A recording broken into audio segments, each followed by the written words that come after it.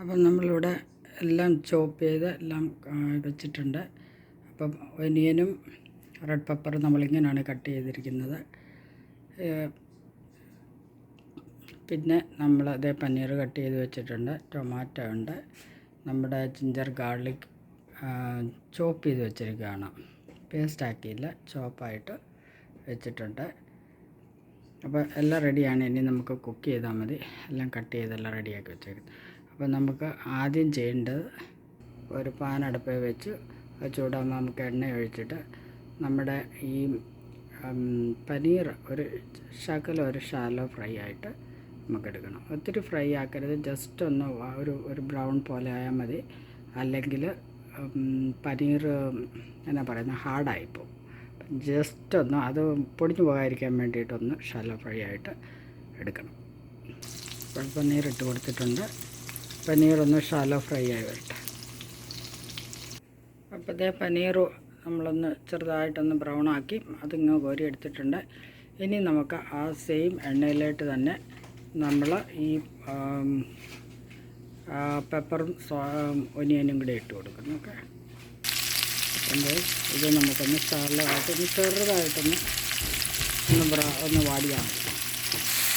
അതിനകത്ത് 2 പച്ചമുളകും കൂടെ ഇട്ട് കൊടുക്കുന്നുണ്ട്. ശകലം എരിവിന് വേണ്ടി. ഇത് ഓപ്ഷണലാണ്. നിങ്ങൾക്ക് പച്ചമുളക് എരിവൊന്നും വേണ്ടെങ്കിൽ അത് ഓപ്ഷണലാണ്. കുട്ടികൾക്കുണ്ടാക്കുകയാണെങ്കിലും എരിവ് വേണ്ടെങ്കിൽ ഓപ്ഷണലാണ്. എനിക്കൊരു ശകലം മധുരത്തിനോട് ഒരു ശകലം എരിവ് ഇഷ്ടമാണ്. അപ്പോൾ അത് നമ്മളിങ്ങോട്ട് കോരി മാറ്റിയിട്ടുണ്ട്. ചെറുതായിട്ടൊന്ന് വഴണ്ടിട്ടുണ്ട്.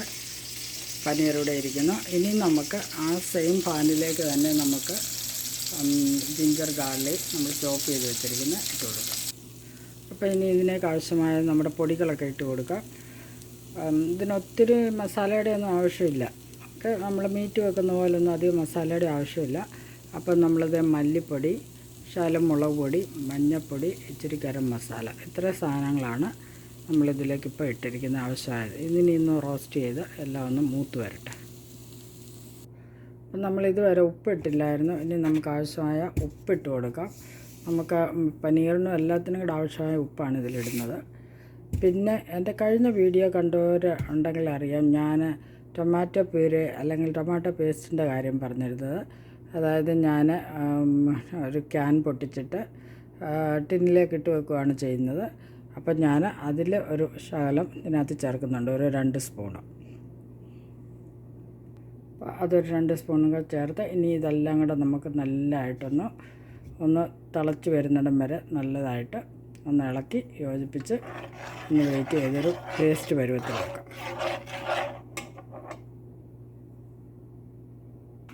അപ്പോൾ ഇതെല്ലാം കൂടെ ഒന്ന് തിളച്ച് വന്നിട്ടുണ്ട്. ഇനി നമുക്ക് ആദ്യം പനീർ ഇട്ട് കൊടുക്കാം. അപ്പോൾ നമ്മൾ പനീർ ഇട്ട് കൊടുത്തു.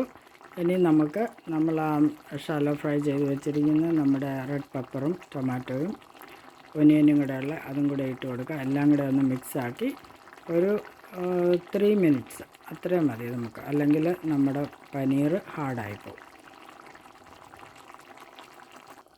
അപ്പം നമ്മുടെ ഇതെല്ലാം കൂടെ ഇട്ട് കൊടുത്തൊന്ന് ഇളക്കി യോജിപ്പിച്ചിട്ടുണ്ട്.